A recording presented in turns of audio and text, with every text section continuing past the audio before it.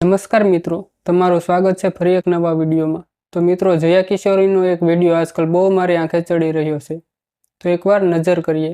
मैं अधिकतर नास्तिक लोगों को आप देखिए, उनको अगर पूछे ना भगवान को मानते हैं तो उनके पास एग्जैक्ट रीजंस नहीं होते।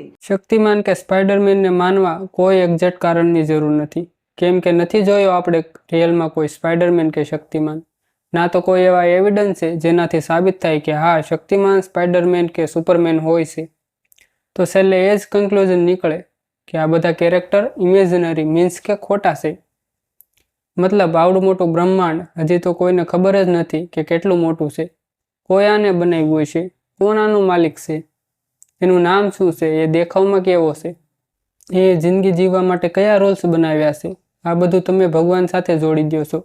ચાલો કંઈ વાંધો નહીં, પણ આ બધું ક્લેમ કરવા માટે તમારી પાસે કંઈક સ્ટ્રોંગ એવિડન્સ તો હોવું જોઈએ ને, એક્ઝેક્ટ રીઝન જોવે જે તમારી પાસે નથી।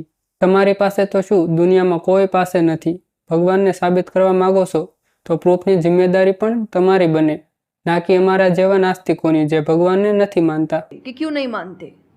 बस नहीं है, दिखा नहीं, मुझे नहीं दिखा तो नहीं है।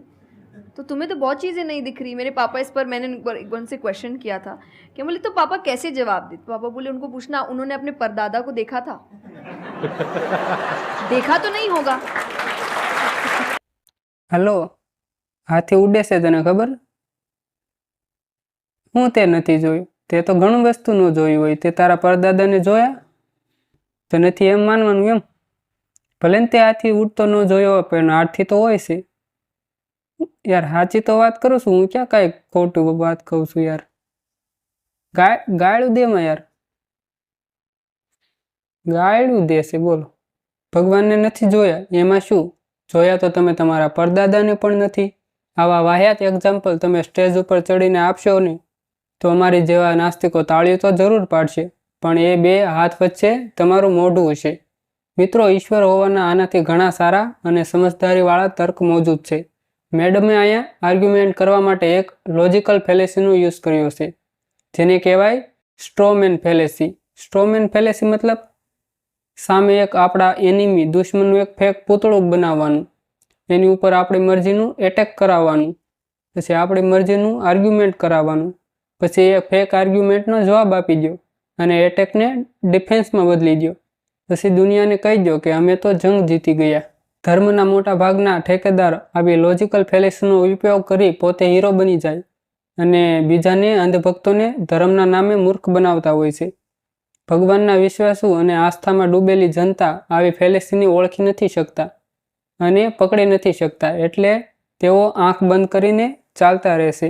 ભગવાનને સાબિત કરવા અહીંયા ખોટા તર્ક, ખોટા વિચારો રજૂ કરવા પડે છે, કેમ કે અસલી તર્કમાં એ લોકો ખુદ પકડાઈ જાય છે।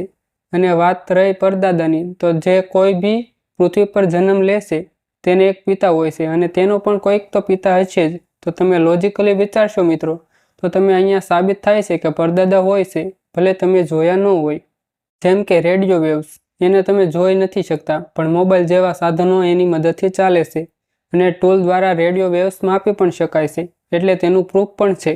પણ એવું ભગવાનમાં કોઈ લોજિકલી પ્રૂફ છે નહીં। मोर कभी भी शारीरिक संभोग नहीं करते। उन्हें संतानें कैसे होती है? मोर रोते हैं, आंसू गिरते हैं, मोरनी उस आंसू को पीती है और उससे उन्हें संतान होती है। એટલે કેવી બેન, થોડું ભણી લીધું હોત તો ખબર હોત કે મોર આંસુ પીવાથી નહીં પણ જે કરવાથી મહિલા પ્રેગ્નેન્ટ થાય છે એ જ ક્રિયા કરવાથી મોરની પણ પ્રેગ્નેન્ટ થાય છે। પણ આપણા ભારતમાં તો રિપ્રોડક્શનનું ચેપ્ટર જ ક્યાં ભણાવે છે? भगवान मानने की चीज है, जानने की नहीं। પણ આ માનવા જેવી વસ્તુ નથી, આ જાણવા જેવી વસ્તુ છે। તો મિત્રો, તમને વિડીયો ગમ્યો હોય તો વિડીયોને લાઇક કરજો, ચેનલને સબસ્ક્રાઈબ કરી દેજો, બરોબર? આવા ને આવા વિડીયો જોવા માટે।